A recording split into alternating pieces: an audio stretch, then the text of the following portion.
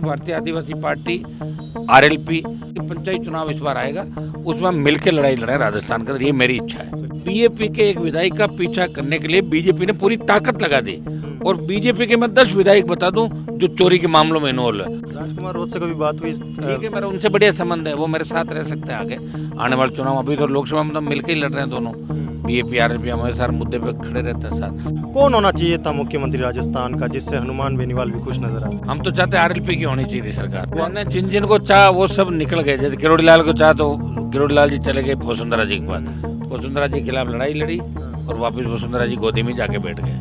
नागौर को लेके एक उन्होंने कॉमेडी करी है कि नागौर में कोई भी किसान बिजली नहीं भरता है, वो सीधे हनुमान बेनीवाल का नाम ले लेता है, उसका बिजली बिल जो बिजली विभाग भरता है। इसमें कुछ सच्चाई है? पहले भरते सही है इसमें भरता है। एक बात आपको और पता नहीं कि टोल पे भी ज्यादातर लड़के मेरा नाम लेके टोल नहीं देता है, निकल जाता है। 1 साल आपको पूरा हो चुका है एमपी रहते हुए, वो कौन से ऐसे काम है जिससे जनता ये खुश होकर कह सकी कि हनुमान बेनीवाल को हमने सही वोट दिया? नमस्कार, मेरा नाम है पंकज कुमार, आप देख रहे हैं टीम टीएसपी। मेरे साथ हनुमान बेनीवाल हैं, आरएलपी सुप्रीमो हनुमान बेनीवाल। 24 अप्रैल से एक धरना चालू है और कब तक चलेगा ये बड़ा सवाल है।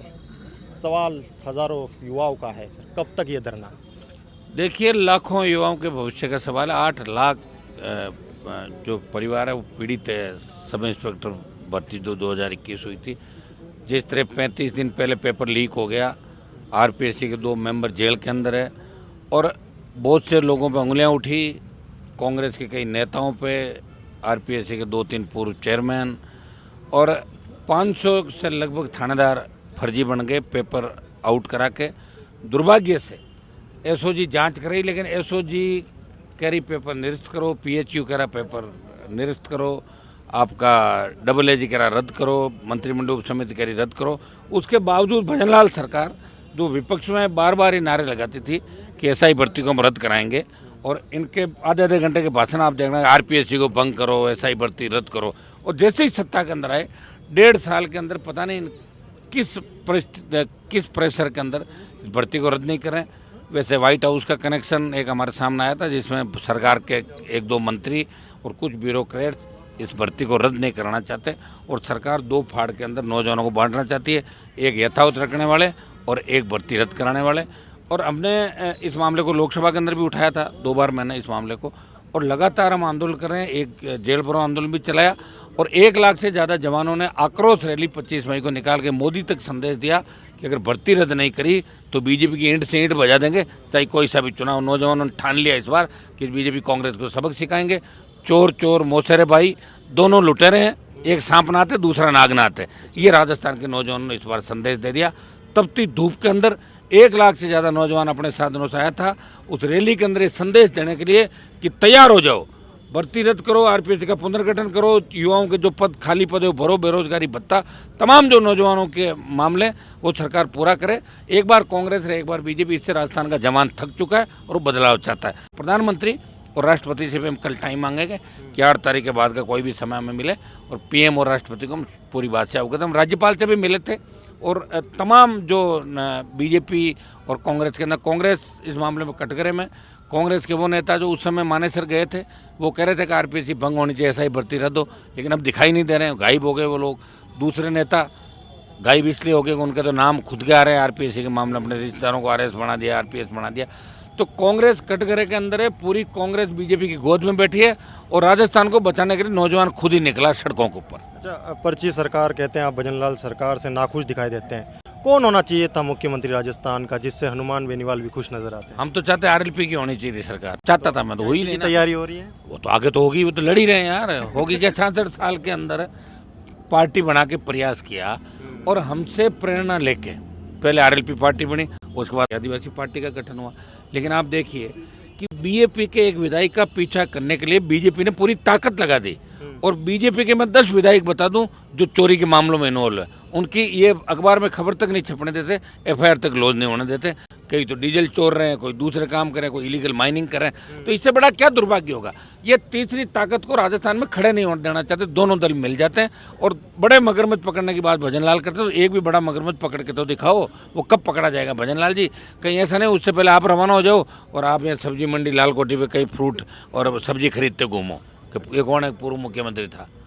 ये बताइए मुझे कि आपके साथ किसको चाहते हैं कि युवाओं की आवाज़ और उठे हो, कौन से युवा? मैंने जिन जिन को चाह वो सब निकल गए। जैसे किरोड़ी लाल को चाह तो किरोड़ी लाल जी चले गए वसुंधरा जी के पास, वसुंधरा जी के खिलाफ लड़ाई लड़ी और वापस वसुंधरा जी गोदी में जाके बैठ गए, लड़ाई अधूरी छोड़ गए।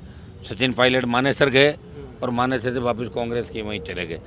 हम तो चाहते हैं कि सेकंड दर्जे के नेता राजस्थान के जो कमान संभाले और हमारे साथ आए, क्योंकि जो लोग छोड़ के एक बार बीच में चले गए और एक बार जो पार्टियों के अंदर चले गए वो वापस हमारे साथ नहीं आ सकते राजस्थान के। राजकुमार रोज से कभी बात हुई? ठीक है, मेरा उनसे बढ़िया संबंध है, वो मेरे साथ रह सकते हैं आगे आने वाले चुनाव। अभी तो लोकसभा में तो मिलकर ही लड़ रहे हैं दोनों, बीएपी आरएलपी हमारे सारे मुद्दे पे खड़े रहते हैं साथ। निश्चित रूप से भारतीय आदिवासी पार्टी, आरएलपी, तमाम वो दल जो कांग्रेस बीजेपी के खिलाफ है, हम चाहते हैं कि पंचायत चुनाव इस बार आएगा, उसमें हम मिलकर लड़ाई लड़ें राजस्थान के अंदर, ये मेरी इच्छा है। एक साल आपको पूरा हो चुका है एमपी रहते हुए, वो कौन से ऐसे काम हैं जिससे जनता ये खुश होकर कह सकी कि हनुमान बेनीवाल को हमने सही वोट दिया था? राजस्थान में तो एक काम ये है कि विपक्षी भूमिका मैं ही निभा रहा हूँ। 100 से ज़्यादा आंदोलन कर दिए एक साल के अंदर। कांग्रेस ये सारी यात्राएं निकाल दी ना, कहीं तो 32 आदमी आ रहे हैं, कहीं 50, कहीं 60, कहीं 200 इकट्ठे कर रहे हैं। ये राजस्थान के हर शहर में करीब करीब आंदोलन भी कर दिए, न्याय भी दिलाई। लोकसभा के अंदर सबसे ज़्यादा पुरजोर तरीके से, चाहे दलितों के मामले हो, चाहे वक्फ का मामला आपने देखा होगा, चाहे प्रत्येक समाज का मामला हो, बढ़ते अपराध, पेपर लीक की घटनाएं, तमाम वो मुद्दे जो राजस्थान को विशेष राज्य का दर्जा, राजस्थान को इसके हिस्से का पानी मिले, बिजली की जो हमारी वंचित ढाणियाँ थी, सबसे ज़्यादा सड़कों के काम अपने संसदीय क्षेत्र और राजस्थान के अंदर, रेलवे, केंद्रीय विद्यालय, तमाम जो मैं कर सकता था, पार्लियामेंट में मजबूती से अपना जो प्रेजेंस थी वो साबित करी। सब ज़्यादा आपको मामले उठाते नजर आए, सबसे ज़्यादा खड़े रहे और इस प्रदेश के अंदर सबसे ज़्यादा घूमते नजर आए।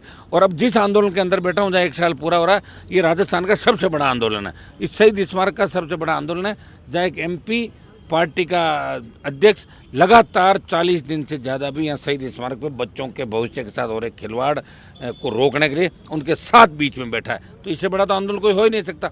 और विकास के इतने काम कराए, अनगिनत काम कराए, जो भी हमारे पास आया, चाहे देश के अंदर किसी भी कोने का मामला था।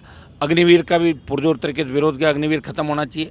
चाहे किसानों के मामले हो, एमएसपी का हो, कर्ज माफी का हो, आप रोजाना हमें लड़ते हुए लोकसभा के अंदर देखते हैं, सड़कों पे देखते हैं। तो 1 साल के अंदर जितना मैं कर सकता हूँ मैंने किया और आगे भी जंग हमारी जारी रहेगी। लास्ट सवाल और पूछ रहा हूँ कि स्टैंड अप कॉमेडियन है, नागौर को लेके एक उन्होंने कॉमेडी करी है कि नागौर में कोई भी किसान बिजली नहीं भरता है, वो सीधे हनुमान बेनीवाल का नाम ले लेता है, उसका बिजली बिल जो बिजली विभाग भरता है। इसमें कुछ सच्चाई है? पहले भरता, सही है इसमें बढ़ता है।